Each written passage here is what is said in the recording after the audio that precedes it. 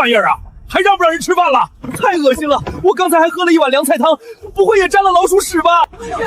李秀梅，你给我解释清楚，这是怎么回事？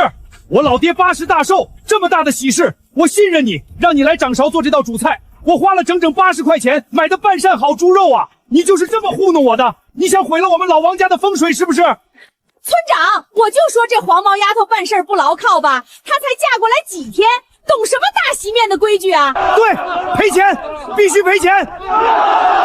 把他做菜的摊子砸了！今天不拿个说法出来，你们两口子别想走出这个院子！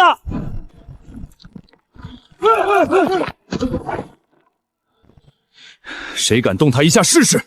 事情还没弄清楚，我看谁敢在这撒野！陈建国，你少在这耍横！今天这锅肉全毁了，客人饿着肚子，我老王家的脸丢尽了。这80块钱的肉钱，外加我办席的损失，今天你们两口子必须原价赔偿，不然我就带人去掀了你们家的房顶。哎呦喂，大家快看啊！这黑心夫妻俩做饭吃出死老鼠，现在还要打人了，还有没有王法了？媳妇儿，别怕，大不了我把家里那头猪卖了赔给他，我掩护你，你先走。村长，各位乡亲，这钱我1分都不会赔。证据确凿，死老鼠就在这儿摆着，你还敢赖账？证据确凿，张桂兰，你急什么？村长，您是明白人，在让我赔钱之前，您不妨睁大眼睛，好好看看这只老鼠到底有什么不对劲的地方。你少在这儿故弄玄虚，死老鼠还能有什么不对劲儿？掉进锅里就是坏了整锅汤。富贵叔，您每年都杀猪褪毛，最懂这些常识。您仔细看看这老鼠的皮毛，这毛有一丁点脱落的痕迹吗？它的肚子胀起了吗？它的骨肉分离了吗？李叔，您是行家，您来说句公道话，我这锅炖肉为了软烂入味，在大火上足足熬了3个小时。要是这老鼠是一开始或者是中途掉进去的，滚水煮了这么久，它现在应该是个什么样子？对呀，那可是滚开的大肉汤，别说老鼠了，就是块石头煮3个时间也得烫秃噜皮了。这老鼠皮毛光溜溜的，一点没烂，绝对是刚掉进去的。对呀，要是早掉进去的，早煮成一锅烂肉粥了。这老鼠看着硬邦邦的，确实不像煮过的样子。那也有可能是刚才他自己顺着灶台爬上去，不小心掉进锅里的。这农村里哪儿没老鼠？就是你没看好锅，自己爬进去的。张桂兰，你撒谎也打个草稿。我这大铁锅上面盖的是10斤重的实木大锅盖，为了焖烂猪肉，我一直盖得严严实实，连个缝都没留。老鼠是会开锁还是会举重，能自己掀开几十斤的锅盖跳进去？我这锅盖是刚才上菜前的1分钟才刚刚揭开的，而揭开锅盖之后，除了我，就只有一个人靠近过这口大铁锅，就是你，张桂兰。刚才你打着帮我撇熟末的旗帽，硬挤到灶台前面，除了你，谁还有机会往锅里扔东西？你放屁！李秀梅，你这个黑心烂肺的贱蹄子，你血口喷人！大家听听，他自己做出了脏东西，现在居然想赖到我头上！我好心好意来帮厨，你这是倒打一耙呀！好心好意来帮厨。富贵叔本来是打算花10块钱请你掌勺的，但因为你上个月在隔壁村办席偷拿主家2斤肉，富贵叔嫌你手脚不干净，这才临时换了我。你心里憋着火，既恨富贵叔，也嫉妒我拿了这10块钱的工签，所以你早有预谋，带了只死老鼠来，想在今天这个大喜的日子，既砸了我的饭碗，又搅了老王家的大寿宴。张桂兰，李秀梅说的是不是真的？这老鼠到底是不是你扔的？不是我，村长，你别听他胡说八道，我懒得跟这个疯女人掰扯，这席我不帮了，我回家。想跑？话没说清楚，你今天哪儿也去不了。你想干什么？光天化日之下，你还想打女人不成？我不打女人，但我媳妇儿受的委屈必须当面算清楚。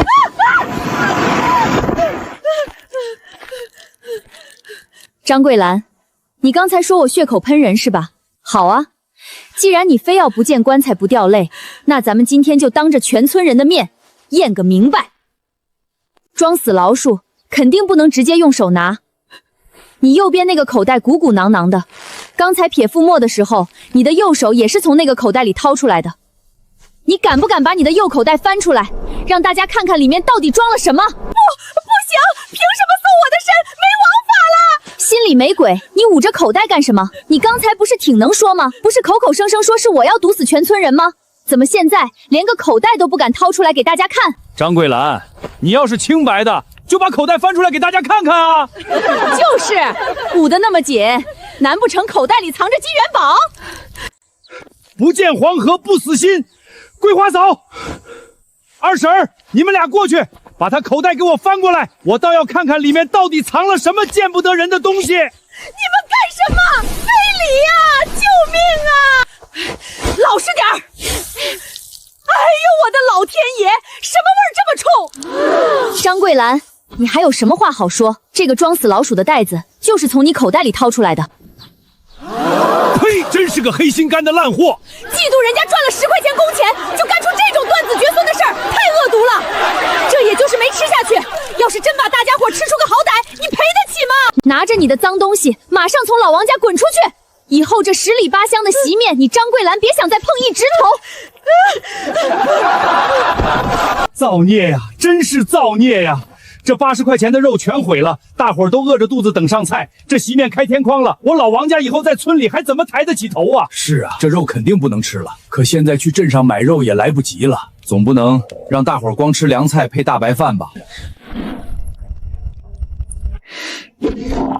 村长，席面开不了天荒，还有肉。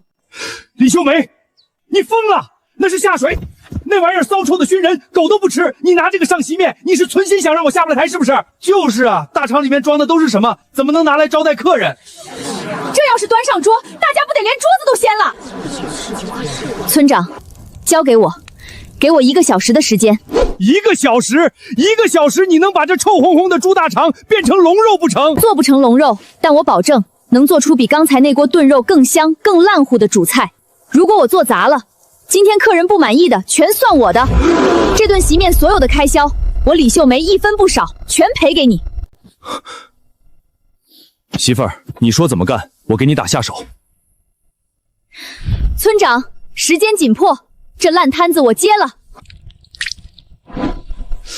李秀梅，这大厂里包着啥，全村老少谁不知道？你拿这玩意儿上桌，是想让我李富贵被全村人笑话一辈子？笑话一辈子，还是饿肚子闹场子？村长您选一个。建国，倒热水，加粗盐和面粉，越多越好。面粉那可是金贵粮，你拿去洗猪下水，败家娘们儿，这日子没法过了。大娘，现在不败家，待会儿全村人都得败兴。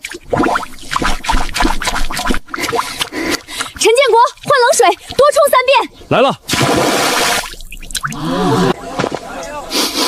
嘿，真邪门了，那股子尿骚味儿还真没剩多少了。去味只是第一步，好戏在后头。建国，加猛火，把那块压锅的老腊肉肥膘切了，下锅辣油。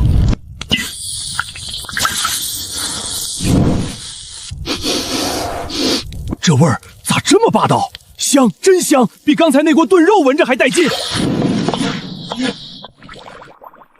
李秀梅，这真能行？村长，您就看着吧。这一锅下去，要是有人剩1块肉，我李秀梅当场把锅给舔干净。好，有这底气，我李富贵陪赌这一把。大伙儿都给我等好了，谁要是敢闹事，就是不给我老李面子。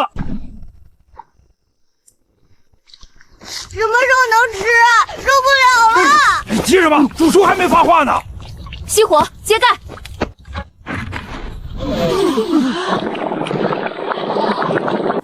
这真是咱们刚才看的那些臭下水。李秀梅，给我先来一块，我这老命都要被勾没了。李叔，您是行家，您先请。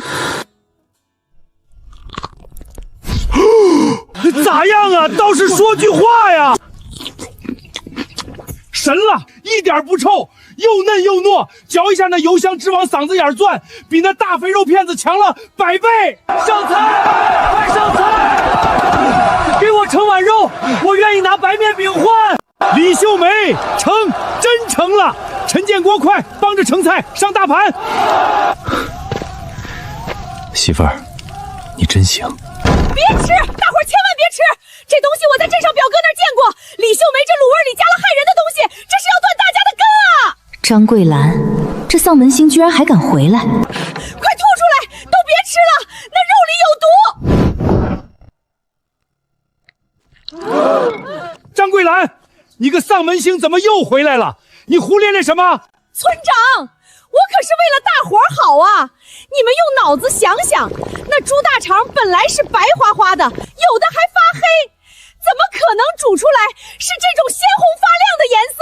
我之前听我镇上的表哥说起过，他肯定是往锅里加了纺织厂染布用的红料子，那种工业颜料吃进肚子里，可是要穿肠破肚、断子绝孙的。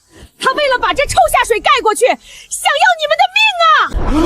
染布的颜料，我就说这颜色怎么那么好看，红的不正常啊！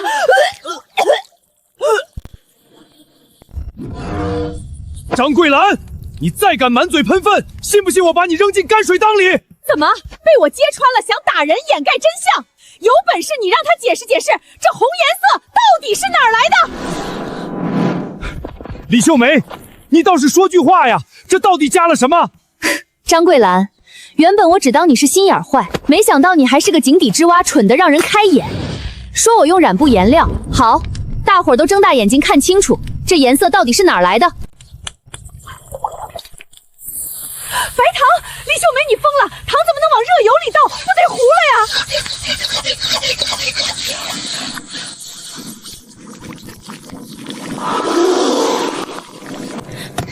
看好了，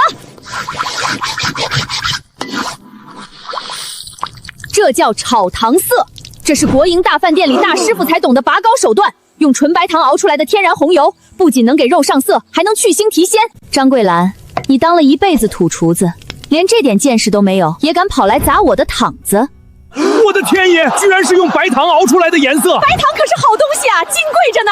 我就说刚才吃的时候怎么有一股子回甘的香味儿，原来是白糖啊，好吃，真他娘的好吃！谁要是怕死就别吃，这锅肉我老李今天包圆了。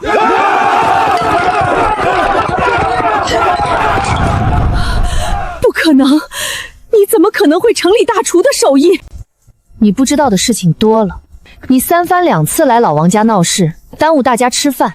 现在，带着你的眼红和嫉妒，马上给我滚！要是再让我看到你在这10里8乡出现，我见你一次骂你一次。滚！不要脸的东西，赶紧滚！以后见着他都绕道走，沾了一身晦气。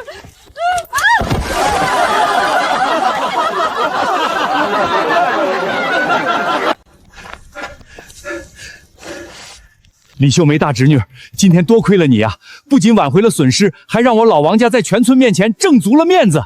这里面是讲好的10块钱工钱，我还多加了5块钱的红线，你必须拿着。以后咱们村不，咱们这几个大队，谁家有红白喜事，煮熟的位置非你莫属。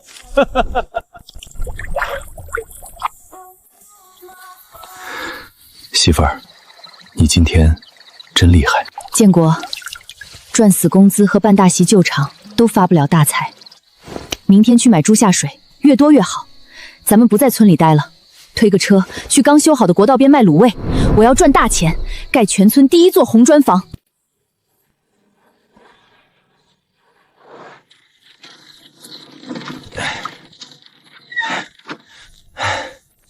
哟，这是哪村来的土包子，跑国道边来抢生意了？哼！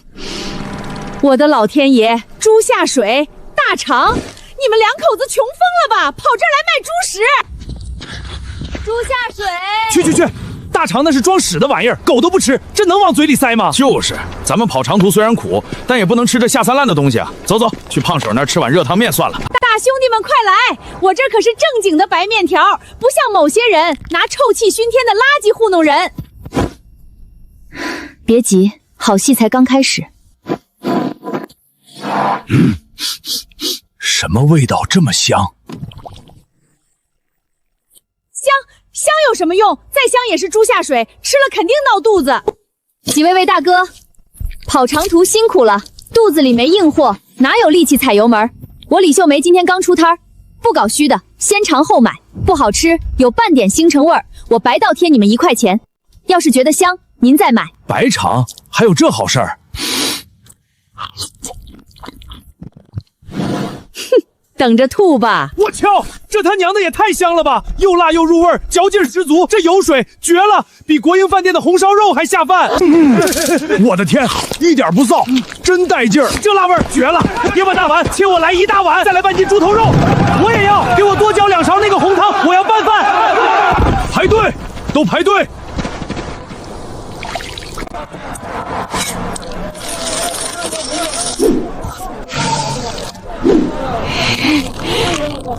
对不住了，几位大哥，今天第一天出摊，准备不足，已经全卖光了。明天还是这个点，我多带点肉来。你可得说话算话啊！明天我一定早点来。1块、2块、10块、30、35块，老公，刨去成本，咱们一早上净赚了20多块。媳妇儿，你真有本事！明天我凌晨就去屠宰场，把你说的那个什么肚肚、猪心全包下来。建国，明天出摊，把你平时采石场干活用的铁锤带上。好，谁敢动你的摊子，我废了他！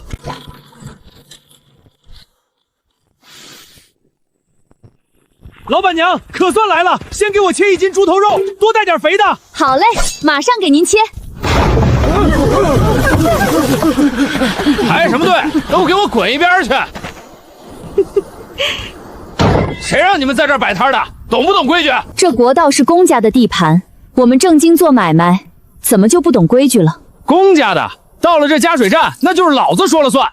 今天这摊子你想摆也行，交20块钱的占地费，不然老子现在就把你这猪食盆子给掀了。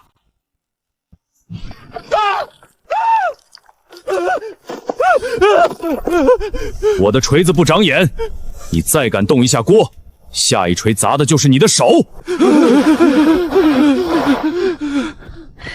大家别被他们吓住了，他们不敢砸人。我告诉你们，他们家这肉根本不能吃，这都是他们去别的村收的死猪肉、病猪肉，不信你们看。这就是我昨天早上亲眼看到他们从垃圾堆里捡回来的。他们用重口味的料把臭味盖住，卖给你们吃，吃坏了肚子，连命都没了。老板娘，这大婶说的是真的，你们这肉不干净。放屁！你拿一块不知道从哪个臭水沟捡来的烂肉栽赃我，你以为全天下的人都跟你一样蠢吗？各位大哥，大伙儿都睁大眼睛看清楚了，这是镇上国营屠宰场的收据单，上面还有屠宰场的鲜红大印。我李秀梅的猪下水，全都是每天凌晨4点去屠宰场花真金白银买来的新鲜货，全都是经过检疫的。你这泼妇懂不懂法？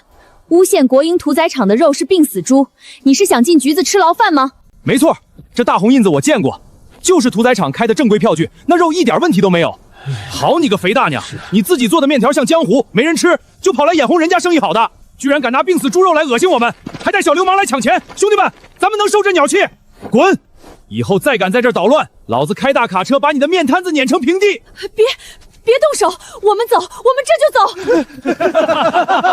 就得这么治这帮地头蛇。老板娘，给我切1块钱的猪耳朵，今天这顿肉老子吃定了。好嘞，大哥仗义，今天多给您切2块肥的。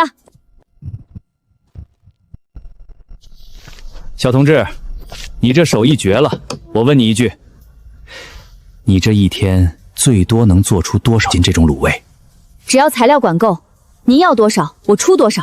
好口气，我是县城棉纺厂食堂的采购主任，我们厂2000多号工人，正愁没有好下饭菜。你敢不敢接我们厂的单子？每天送200斤熟肉去食堂。200斤，主任，200斤不是小数目，我这全是用上等白糖和独家香料熬出来的，费时费力。您给个实在价，咱们这生意就能做长久。小同志够爽快，我姓李，是厂里负责采购的。你这肉市面上少落得2块钱1斤，我们厂量大，1块5一斤，每天中午11点准时送到食堂后门，能不能接？1块5成交。每天300块钱的进账，去掉成本，净赚至少1半。这是定金，明天中午我带着食堂的大师傅在后门验收，要是少1斤或者味道不对，以后你们就别来了。李主任，您把心放肚子里，保证1块肉都不差。媳妇儿，200斤熟肉，这得洗多少大肠？咱们俩今晚就是不睡觉，手洗断了也干不完啊！所以得雇人。建国，你记住，当老板不能光靠自己下苦力，得学会花钱买别人的时间。雇人，这得花多少钱？咱们刚赚了100定金，还没捂热乎呢。舍不得孩子套不着狼，待会儿回村咱们就招人，一人给1块钱。1块钱？媳妇儿，你疯了！生产队那会儿撞来了，干1天才记几个公分，年底分黄连2毛钱都不到。你给1块？重赏之下必有勇夫。今晚这活儿又脏又累，还得熬夜，给少了谁给你拼命？咱们赚的是那300块的大头，这1、2块钱的工钱算个屁。那万一有人手脚不干净，或者洗不干净咋办？李主任可说了，味道不对以后就不收了。所以我亲自盯着火候，你盯着他们洗，谁洗得好，以后就长期雇谁；洗不好的，立刻滚蛋。规矩得立在前面。行，我听你的。但这400斤生肉真能出200斤熟的？下水缩水厉害，1斤生的大概只能出4两熟的，加上猪头肉出肉率高点，400斤刚刚好够。咱们这叫精准预算。媳妇儿，我有时候真觉得你不像村里人，你这些道道到底是从哪儿学来的？你别管哪儿学来的，你就说你信不信我能带你盖大瓦房？信。你就是现在说要带我上天去摘月，我也信。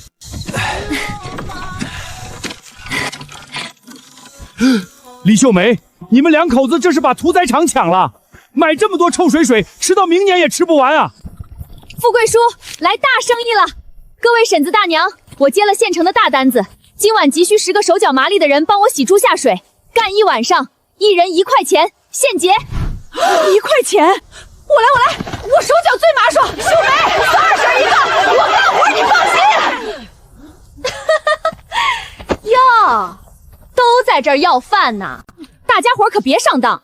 李秀梅2口子在国道边摆摊，一天赚好几10块，她挣大钱就拿1块钱打发咱们乡亲，这心也太黑了。要我说，除非他给5块钱一天，不然谁也别帮他，让他的肉全烂在院子里。哼，5块钱，刘淑珍，你想钱想疯了吧？我这钱是大风刮来的，我拿着10块钱去隔壁村，能请来20个大姑娘小媳妇抢着干。你们要是不愿意干，我这就去隔壁村叫人。刘淑珍，你快闭上你那张喷粪的嘴巴！1块钱不是钱，你男人李狗剩在采石场抡1天大锤，能拿回来8毛钱吗？你不愿意干，拉倒，少在这儿耽误老娘赚钱。就是1块钱顶我干3天农活了，谁听刘淑珍的谁是傻子？李秀梅，你个贱蹄子，你狂什么狂？我看你明天交不上货，怎么收场？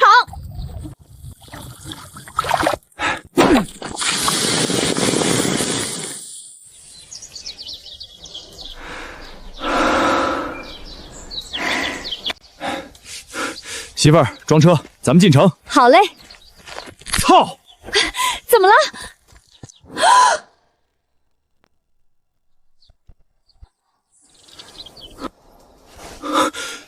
这是刘淑珍男人砍柴用的斧头。昨天半夜大家洗完大肠刚走，我累得打了个盹儿，这帮人居然翻墙进来把咱们的车给砸了。刘淑珍，好歹毒的心肠！我这就去把刘淑珍家的房顶给掀了。站住！现在去找他算账，正好中了他的计，把交货的时间全耽误了。到时候咱们就算打死他，这单生意也毁了。那怎么办？300斤的东西，咱们俩扛不到县城啊！建国，我记得你会开拖拉机。会是会，可是咱们没车呀。村里有，富贵叔的村委院子里停着公社分下来的那台东方红手扶拖拉机，春耕早就结束了，现在闲着也是闲着。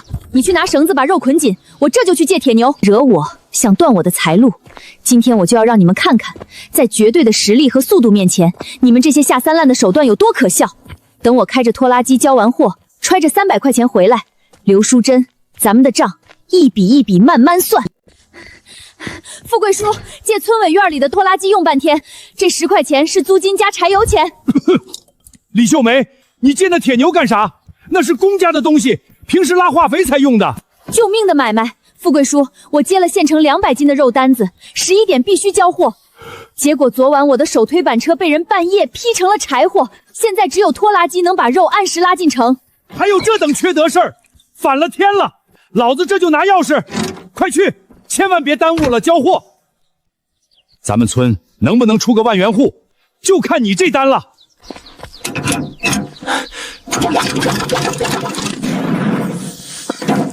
上车！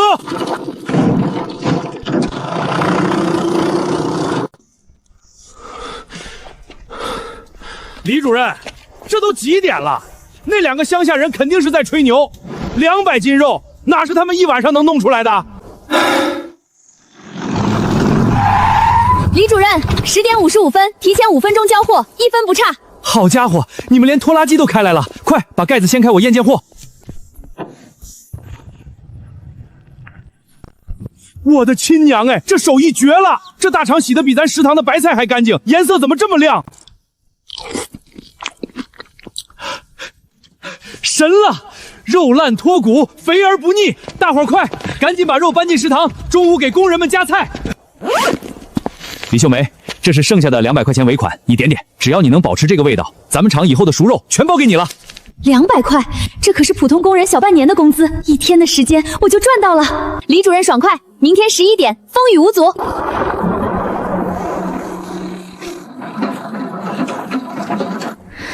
刘淑珍，现在该回去跟你算总账了。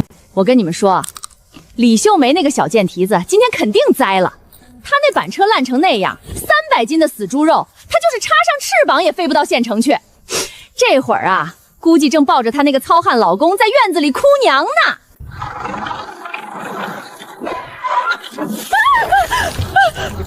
是吗，刘淑珍？让你失望了。你们怎么回来了？我们不是应该交不上货，赔个底朝天吗？睁开你的狗眼看清楚，这单生意老娘不仅做成了，还拿到了棉纺厂的长包合同，每天200块，你眼红吗？你赚你的钱跟我有什么关系？你开个拖拉机想撞死人啊？跟你没关系。你当大家都是瞎子吗？这斧头把上的字，你要不要当众念出来？我不认字，这肯定是你们偷了我家的斧头，自己砍了车来讹人。讹你？哼！我1天几百块的买卖，我闲得蛋疼来讹你这30块钱？睁开你的狗眼看清楚，这单生意老娘不仅做成了，还拿到了棉纺厂的长包合同，每天200块，你眼红吗？你放屁！你根本没送成，你肯定是去县城转了一圈，跑回来装大款。刘淑珍，你再敢满嘴喷粪，我今天非撕烂你的嘴！你半夜做贼，还在这倒打一耙，你当我们2口子是泥捏的？是吗，刘淑珍？昨晚3更半夜，李屠户起夜，亲眼看见你从李秀梅家院上翻出来，手里还拿着斧头。村长，我就是一时糊涂，我没想。废话少说，那辆板车是实木打的，造价20块。今天借拖拉机的柴油费和租金10块，一共30块钱。30块？你啊！我哪有那么多钱？哼，没钱？行，那年底村里分救济粮和化肥票，你们家1分也别想拿。我这就开大喇叭，在全村通报你的光荣事迹，再让保卫科把你扭送到镇上去。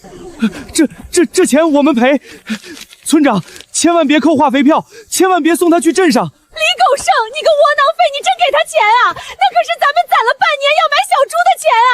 你打死我算了！你个败家娘们儿，闭嘴！要不是你手贱去劈人家的车，能有这事儿？人家秀梅没把保卫科招来抓你去坐牢，已经是大恩大德了，你还敢叫唤？我不活了！30块钱啊，换了我的肉啊！觉得割肉疼了？你半夜拿着斧头砍我的车的时候，怎么没想想我疼不疼？我告诉你，刘淑珍，这30块钱是修车和租拖拉机的钱，你耽误了我1早上的精神损失费，我还没跟你算呢。你还想怎么样？我不想怎么样，我就想站在这儿，大声的告诉你，还有告诉全村那些藏在暗处眼红的人，我李秀梅赚钱靠的是起早贪黑，靠的是自己的脑子和手艺。谁要是想跟着我赚钱，我举双手欢迎。桂花嫂他们昨晚赚的钱就是证明。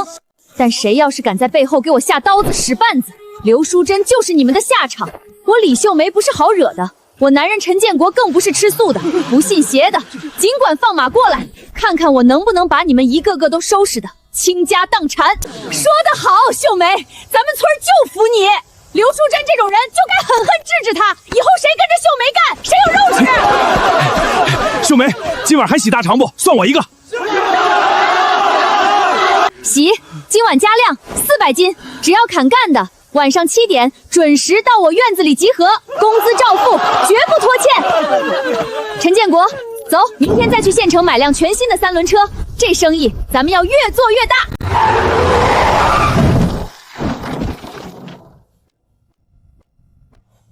你就是那个叫李秀梅的村妇，胆子挺肥啊，敢跑到县城棉纺厂来抢我孙大头的饭碗。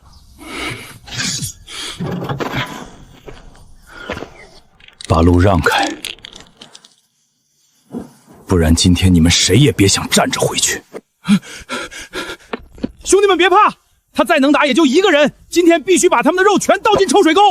棉纺厂食堂的面食和熟食一直是我孙大头承包的，你一个外乡人凭什么在后门卖肉，把我食堂的生意全抢光了？抢你的生意！孙大头，你今天带人来砸我的车之前，难道没翻翻你自己食堂的账本，看看你这几天的白面馒头到底多卖了多少个吗？你少在这儿胡扯！你卖肉，谁还吃我食堂的菜？他们是不吃你那些清汤寡水的白菜了，但他们吃肉得配主食吧？以前工人们嫌你食堂没油水，中午全跑回家吃。现在呢，为了吃我一口热乎的卤大肠，他们全留在厂里。我李秀梅只卖肉，不卖主食。工人们端着我的卤肉，全跑去你窗口买馒头拌肉汤。你敢说你这几天的馒头销量没有翻倍？老大，他好像说的对啊，咱们这3天，每天中午却多蒸了200斤面的馒头，打饭的队伍都排到食堂外头去了，还有人为了买馒头差点打起来。你闭嘴！那又能证明什么？证明什么？证明我们根本不是竞争对手，我们是天生的一对摇钱树。你砸了我的车，工人们骂的不是我，是你孙大头。他们会说是孙大头见不得大家吃顿好的，砸了大家的肉盆子。以后谁还来吃你的饭？我管他们骂不骂，反正不能让你一个外来的娘们儿抢我的风头。风头值几个钱？钞票才他妈最实在。你听好了，我每天供200斤肉，后天可能就是300斤。你自己去屠宰场买过大肠吗？你知道洗大肠要费多少水、多少柴火，熬夜熬到几点吗？你根本干不了这个活。你手里有的是窗口，我手里有的是现成的熟肉。我媳妇儿说的够明白了，你们这群蠢货听懂了没有？你骂谁蠢过你？闭嘴，听我算账，钱是赚不完的。以后我不去后门风吹日晒了，我每天把肉以1块3一斤的发价交给你，你在食堂窗口挂牌卖1块5一斤，你不用起早贪黑洗大肠，只要拿刀切一侧，一斤白赚2毛差价，每天200斤，你一天坐着就能白减40块纯利润，干不干？干，必须干！还愣着干什么？赶紧给李老板让路啊！李老板，以后在县城，谁敢动你的3轮车，就是跟我孙大头过不去。一场剑拔弩张的危机，硬生生被我用一张嘴谈成了一个稳赚不赔的省级代理分销网。有了孙大头这个地头蛇做内线，我的卤肉生意彻底插上了翅膀，不用自己摆摊。我和陈建国每天的任务就是在家大量熬制卤味。短短半个月时间，通过孙大头的介绍，县城的钢铁厂、机械厂、食堂全都成了我的固定订货商。每天的供货量直接飙升到了500斤。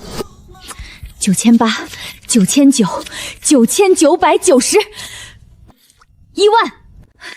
建国，我们是万元户了！媳妇儿，你是我陈建国这辈子最大的福气。建国，你看这钱，红的、绿的、崭新的，你掐我一下，我不是在做梦吧？媳妇儿，疼不？疼，真疼！建国，咱们真的发财了，你想过怎么花这笔钱吗？我都听你的，你让我往东，我绝不往西。不过这钱太多了，放在家里晚上睡觉我都不敢闭眼睛。要不明天咱们去信用社存起来？存什么信用社？这点钱存进去利息才多少？钱生钱才是正道理。咱们明天先去买砖瓦。对，盖房子，说好的大网必须安排上。我要让村里人都看看，我陈建国的媳妇儿住的是最好的房子。光盖房子还不够，建国，咱们得买机器。现在全靠人工洗大肠，每天500斤已经是极限了。桂花手他们的手都泡脱皮了，咱们得去市里的机械厂看看，有没有能清洗内脏的机器，或者定做几台。机器？那玩意儿可贵了，听说一台得好几百呢。几百算什么？咱们现在一天纯赚上百块。有了机器，500斤算什么？咱们能一天做1000斤、2000斤。到时候不仅是县城，咱们要卖到市里，卖到省城去。省城？媳妇儿，你这心可真大呀！我以前在采石场，觉得能吃顿饱饭就是好日子了。你现在跟我说要卖到省城去？省城算啥？早晚有一天，全国人民都得吃上咱们家的卤味。对了，还有配方，现在全靠我一个人熬糖色配料，这不行，我得把你培养出来。我不行，我只会劈柴干粗活，哪能弄明白那些大料八角什么的比例？我说你行你就行。你是这个世界上我最信任的人，核心配方只能抓在咱们2口子手里。明天开始，我手把手教你。行，只要你不嫌弃我笨，我学。媳妇儿，那孙大头那边靠得住吗？我看那小子贼眉鼠眼的，万一他一探摸清了咱们的路子，自己单干呢？他没那个脑子，也没那个胆子。退一万步说，就算他单干，他去哪儿弄这么精准的流水配方？卤味这东西，差一味香料，味道就天差地别。他现在一天稳赚几十块，舒服得很。傻子才会为了这点虚无缥缈的利刃去冒风险。商场上利益捆绑才是最稳的。媳妇儿，我真不知道你脑袋到底是怎么长的，怎么装了这么多大道理。我陈建国能娶到你，真是祖坟冒青烟了。贫嘴，赶紧睡觉，明天一大早还得去镇上订红砖呢。乡亲们都看好了，咱村第一个光荣万元户今天在建国和秀梅家诞生了。这俩穷鬼还真翻身了。走走走，别在这丢人现眼了。建国，把腰杆挺直了，从今天起，没人敢再看不起咱们。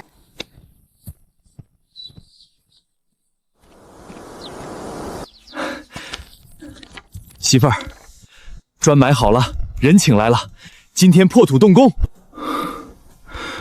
我说过，我要让你住上全村，不，全县最大的大瓦房。好，咱们不仅要盖洋楼，明年我还要去县城开第一家卤味大工厂。阳光洒满院落，伴随着卤肉绵长的霸道香气。我没有记恨张桂兰、刘淑珍他们，甚至后来还请他们一起共事。80年代的红火日子才刚刚开始。